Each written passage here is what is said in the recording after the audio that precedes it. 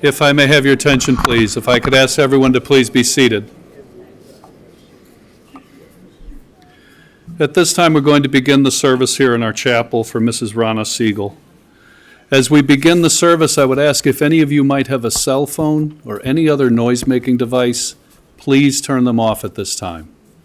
Officiating the service here today is Rabbi Jeffrey Weil from Ezra Habanim, the Niles Township Jewish Congregation in Skokie. Thank you, Rabbi.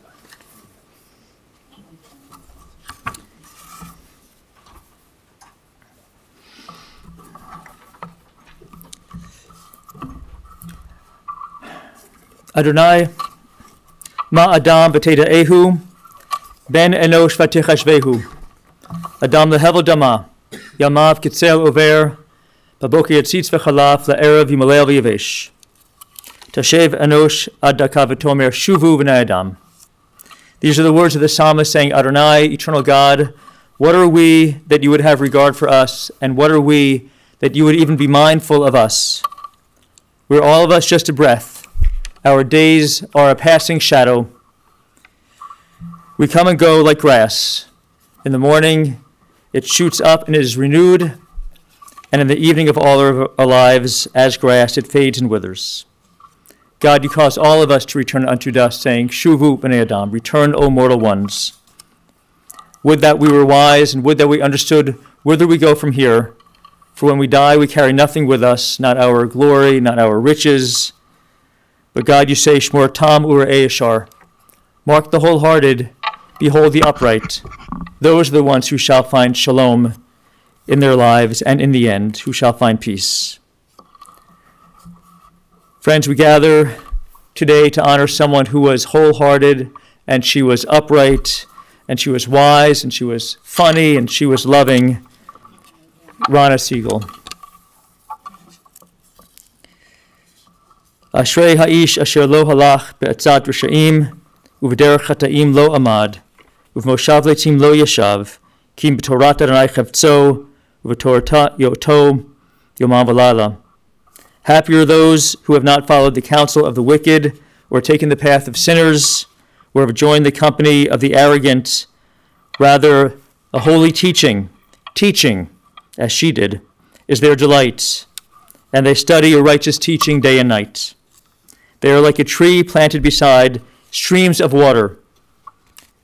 It yields its fruit in season, its foliage never fades, its fruit always flourishes. You have in your handouts on the inside the 23rd Psalm.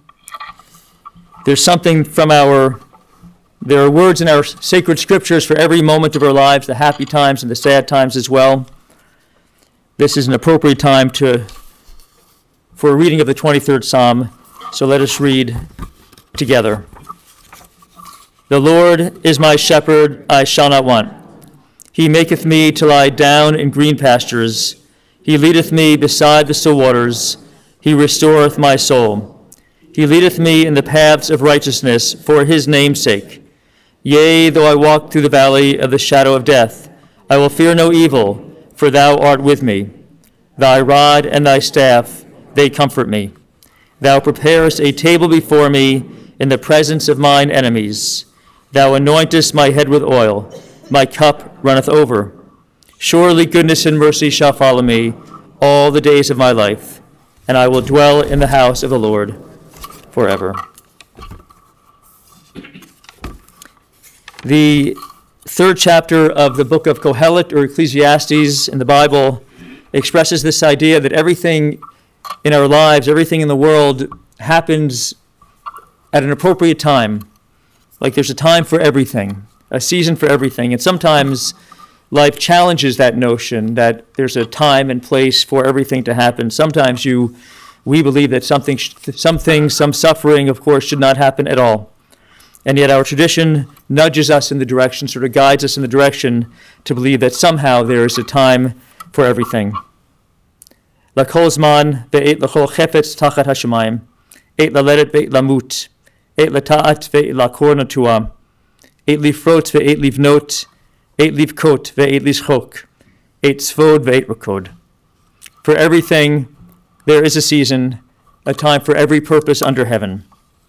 a time to be born and a time to die, a time to plant and a time to uproot that which is planted, a time to tear down, a time to build up, a time to weep, a time to laugh, a time to grieve, a time to dance, a time to throw stones and a time to gather stones together, a time to embrace and a time when we must refrain from our embraces, a time to seek and a time to lose, a time to keep and a time to discard, a time to tear and a time to sow, and a time for silence and a time for speaking. So this is an appropriate time for speaking. It will also be a time for tearing. I'll perform the ancient rite of Keira, the tearing of the garment or the tearing of the ribbon, at the conclusion of this service in the family room.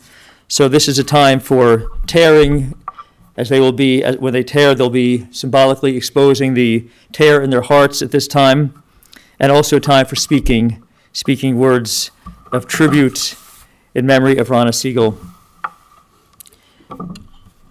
In Pirkei Avot, or the ethics of our ancestors, or ethics of our fathers, which is part of the Talmud, one of our ancient sages counsels, his name is Rabbi Shammai, and he said, Yehavei mikabel et kol ha'adam v'sever panim yafot. Greet everyone that you meet with a happy face or a cheerful countenance. Note that Rabbi Shammai's instruction is really expansive. It says kol ha'adam, every single individual. He also puts it in the singular, every single person, not in an abstract collective.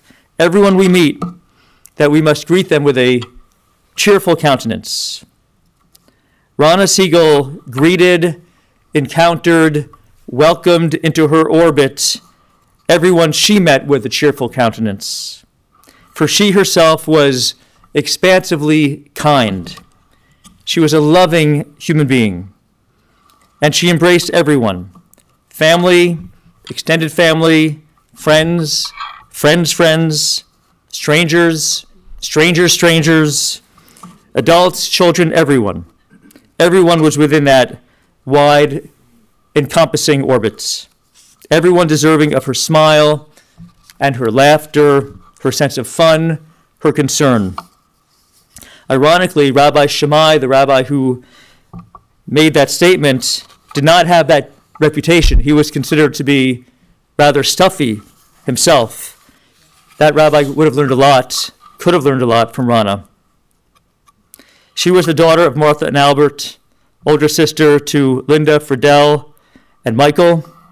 The family lived in Albany Park in a small apartment, 2 bedrooms with, I think, a porch converted into another bedroom, with 2 parents, 4 children, and grandparents as well. This childhood experience obviously influenced and imprinted on Ronna. She, who never in her life had her own room, possessed an utter lack of concern about the size of one's home, about wealth, and so forth. And living with grandparents also taught her the importance of family and honoring elders.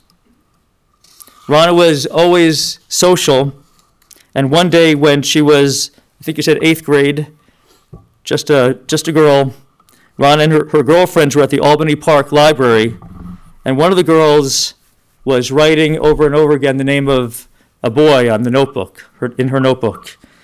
And a good-looking kid, a year and a half, 2 years older, saw what they were doing, and he went up to them and said, "Who's Danny?" When the girls learned that this kid knew this Danny, they burst out in embarrassed shrieks of laughter. That older kid in the library was Howard Siegel. He took note of Ronna, perhaps because she laughed probably harder than all the others. And a couple of years later, while students at Roosevelt High School, Ronna and Howard went on their first date, a movie at the Gateway Theater in East Rogers Park. It would not be their last date. They dated as teenagers for a few years and married at the Fontana d'Or on December 14th, 1969, the best man's birthday, actually. Ronna had received a degree in education, and she began teaching first grade at Tilton Elementary. And I imagine that there are many middle-aged Tilton alumni today who remember that first-grade teacher. Oh yeah, Mrs. Siegel. She was fun. I remember her smile. She taught me how to read and so forth. The young couple, Ronna and Howard, both teachers at that time, first they moved to Budlawn Woods and then Des Plaines, where Steve and Nikki were born, and the family finally settled to the family headquarters, home base for 45 years in Wheeling. Howard worked long hours, rarely taking vacation. And although Ronna would return to work, she focused at this time in her life on raising Steve and Nikki. She was a consummate mother, not because of her stellar cooking, but rather because of her loving attention.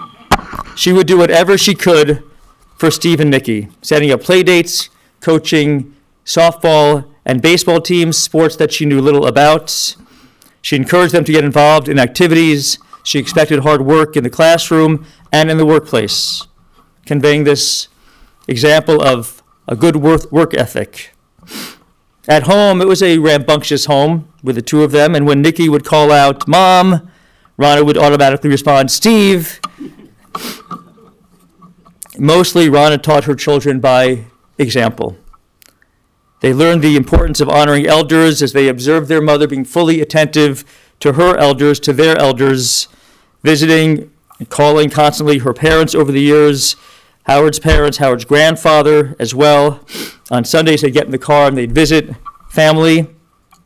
They also watched as their mother was engaged in significant community building, like helping to form Temple Beth Am in town. Wheeling was not a home to many Jewish families. And these two children, who by their own admission were introverted, watched their extroverted mother relate to others in her extroverted way. And truly, few people in the world are just naturally relational, who have a knack for such a thing. Few people genuinely, comfortably, sort of effortlessly draw other people in, building friendships with whomever. Ronna Siegel did that. She connected with people, and she connected people with each other, even when they might not have had any interest in being connected with others, but that's just who she was.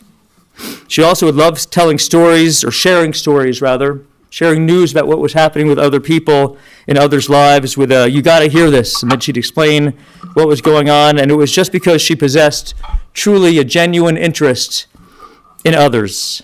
She was delighted in their accomplishments just as she would delight in the accomplishments of her own family. Such was her wide embrace. That embrace encompassed so many, including the myriad of children whom she taught during her 25 years at the North Suburban Special Education Organization. And of course, the embrace was centered primarily with her own family, her family, extended family, friends. She was a matriarch, and many sought Ronna Siegel's counsel or just her attentive ear. Her family, her sisters, brother, nieces, nephews, friends, in-laws, and more. She was beloved sister-in-law to Mark and to Lolly and to Earl, a dear friend since childhood to part of this dynamic trio, this mighty trio with Diane and Phyllis, for decades and decades, and to Arnie and Kathy, longtime friends who made the trip up from Florida for this sad occasion. She was also a deeply beloved mother-in-law to Steve and to Tammy, and Steve Holmes, or just Holmes as she called him, will speak shortly. And yes, of course, she was a cherished Bubbe, just as Howard is a cherished papa. To Jackson and Quinn and Ryan, Julia, Keira, and Charlie. She loved her grandchildren with all her heart. She loved being entertained by them, proud of their many accomplishments in sports and theater, and of course in your educational attainments as well. They would on occasion sleep over at their grandparents' home, and they'd play games. Ronna loved games, whether it was cards with the grandkids, or she played mahjong with her group, or she bowled with the ladybugs, and when she played, she liked to win. And she had no compunction vanquishing her darling grandchildren. No matter, for they love being in their grandparents' crowded home, full of things, trinkets, kippahs from bat and bar mitzvahs from years, decades past, stuff in the fridge, just lots of stuff. But for the grandchildren, it was like a treasure trove. And with Ronna's yarn, they would create elaborate webs throughout the house. And Ronna never complained about it. She was not one who complained. Even in the midst of her uncomfortable moments, and of course, she had those, she wouldn't complain. She'd just say, I'm fine. Illness, discomfort, they were no match for her energy and for her unstinting desire to brighten the world. And brighten it she did. And that is why there are so many of you here today. She brightened the world in so many ways.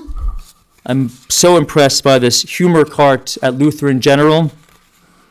Even when she was not feeling well, she would bring her smile volunteering. She'd bring her smile and her humor and her kindness to these children who were enduring such difficult times in their young lives. What a mitzvah that is. But mostly, of course, she brightened the world of her own family, and she lit up the life of her husband of 53 years, Howard. Wherever they were, Chicago, Wheeling, Boca Raton, Northbrook, she brightened his life, and he brightened hers as well, of course. He who knew her best would tell her, "You are the nicest person I ever met and will ever know." It is a true blessing to have such a life partner. The number of our years is but one way that we measure a life. It is a quantity. But what is the quality? That's the question. The quality of Ronna Siegel's life could be measured in her smile and in her laughter. It rested in her concern and support for those she knew best and those she barely knew at all. And it abided in her great love for all she was, for all she taught you through her life. Zichronah livracha. May her memory be for blessing. Amen. Son-in-law Steve Holmes.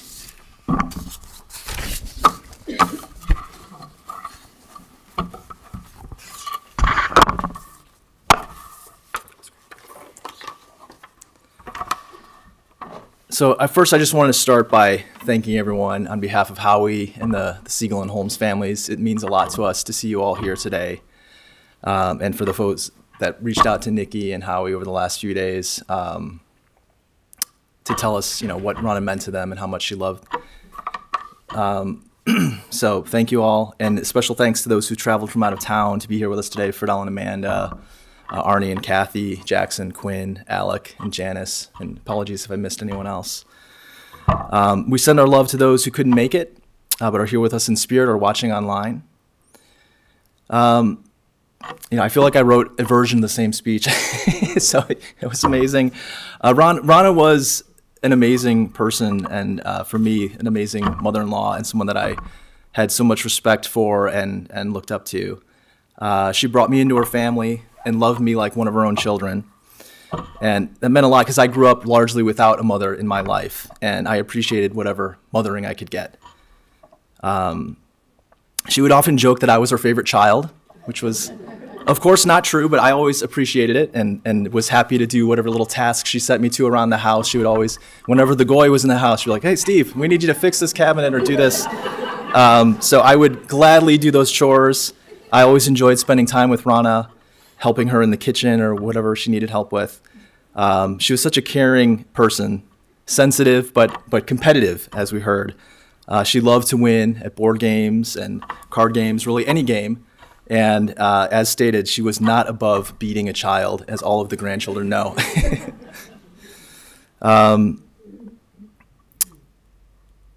She would also laugh uncontrollably if you fell down. This was one of the things we loved about her, especially as long as you weren't actually hurt. She took joy in these little things, and I think Howie and I are both clumsy and would regularly do dumb things that would crack her up. And that laughter is one of the things that I remember most when I met the Siegel family and came into their lives 30 years ago. Ronna, Howie, Steve, and Nikki, they love to laugh and tell stories, and their joy is infectious. And their home became my home, and I was always welcome. Ronna and Howie had an amazing marriage and partnership. They just celebrated 53 years in December.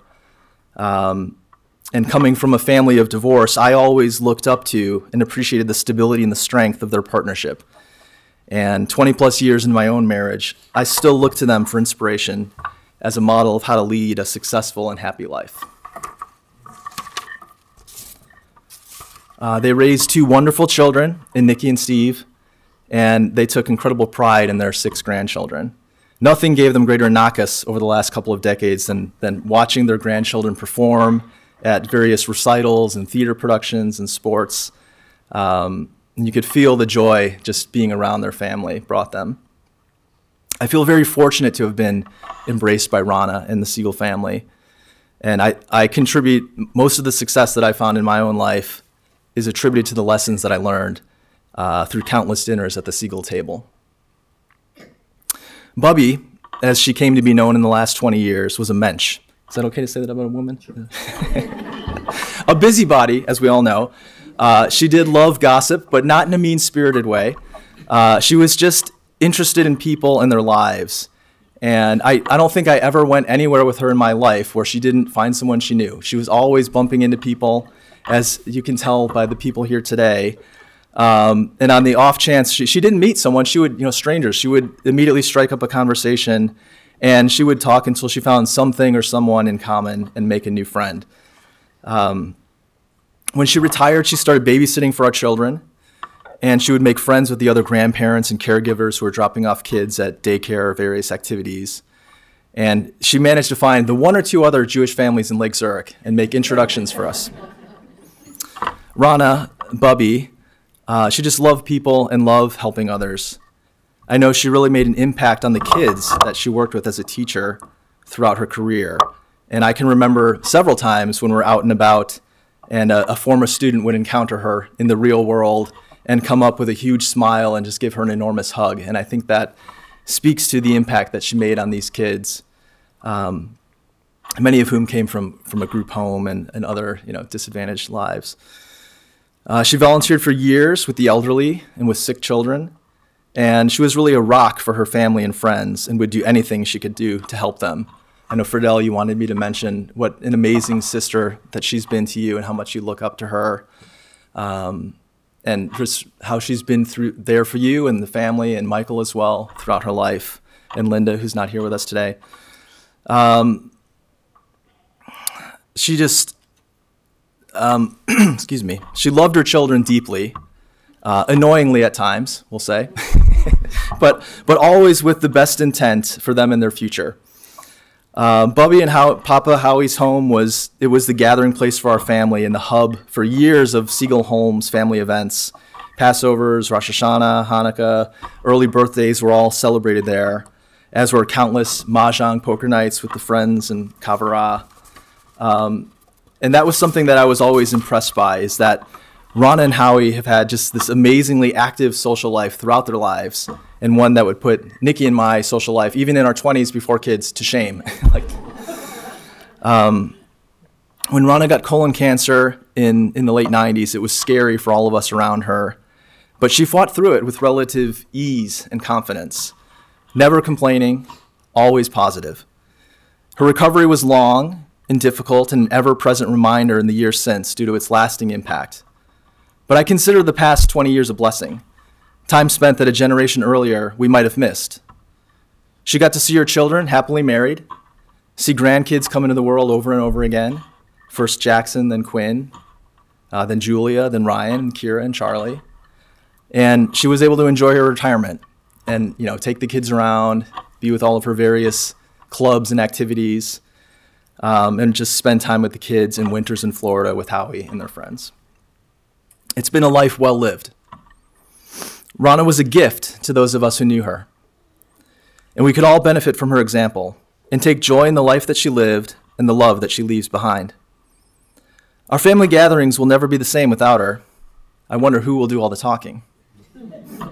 But I also can't imagine gathering without sharing a fond story of her life that will live on in each of us. Thank you for everything, Ronna. We love you and we miss you.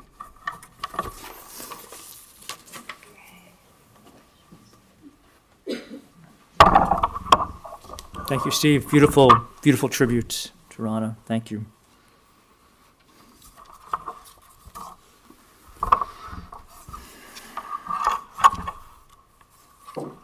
לידה היא ראשית, פטירת תכלית החיים כמסהם, כהליכת צמיחה בשלב לשלב. Birth is a beginning, death a destination, and life is a journey, a going and a growing from stage to stage. And now the life journey of Ronna Siegel has reached its conclusion, with so many people sad but grateful to have known her.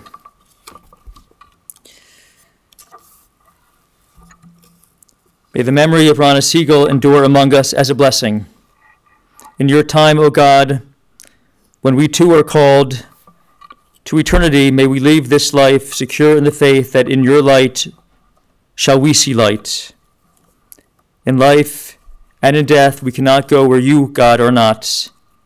And where you are, hope and love endure. Sustained by this assurance, we invoke your holy name.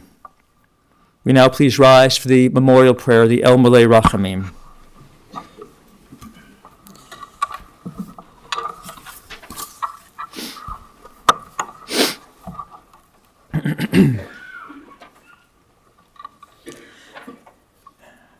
El Malei Rachamim, Shochein Bamromim, Hamatzei Menucha Nechona, Tachat Kanfei Hashchina, Im Kedoshim Utehorim, Kezohar Rakim Asirim, Et Nishmat, Rachel Bet Avraham, Shalcha Le'olamah, Baal HaRachamim Yastirecha, Beseter Kanafav Le'olamim, V'yitzror b'tzor ha'chaim et nishmatam. Adonai hu nechalatam, v'tanuach b'shalom, al mishkava, v'nomar.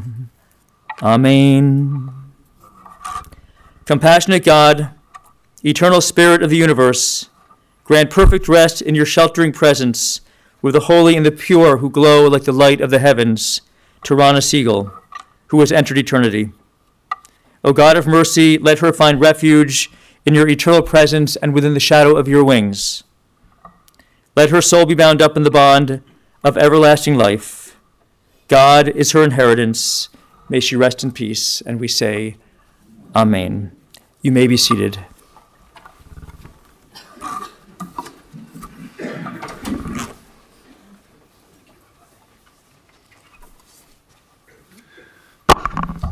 This concludes the service here at our chapel. The interment will take place immediately at the family's plots at Shalom Memorial Park Cemetery, 1700 West Rand Road in Arlington Heights. Following the interment, the family invites all of you to join them at the Holmes residence, 724 Warwick Lane in Lake Zurich, where they will be receiving calls of condolence until 7 p.m. That information's on the inside portion of the funeral service folder you should have received. If you did not receive one, they are available as you depart. Also, on the service folder, please take note the family has asked that memorial contributions in Ronna's name be made to the American Cancer Society and the American Heart Association. That information is provided as well. For those of you that are watching the service online, this information is on the website that you are currently on. For those of you joining with the family in procession, the procession will be forming in our parking lot. Please make sure you obtain an orange funeral safety sticker. That sticker should be placed in the front passenger side of your windshield. We would also ask that you please have your bright headlights and flashing hazard lights on at all times. For an additional measure of safety, our staff will be placing magnetic flags on the tops of the vehicles throughout the procession. As we drive in procession today, please make sure we don't have any large spaces or large gaps between the cars. Please drive as close as safety permits. We want to avoid any large gaps in the procession, particularly as we pass through the intersections. The following individuals have been selected to act as pallbearers. As I call your name, if you'd please come forward.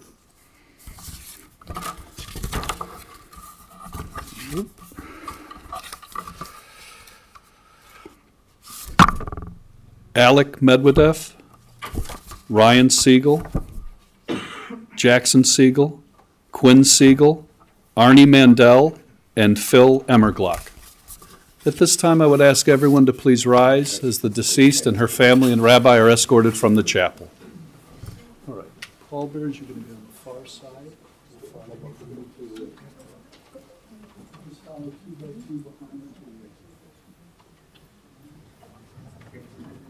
Baruch atah Adonai Elokeinu melech haolam, asher yitzar etchem b'tzalmo.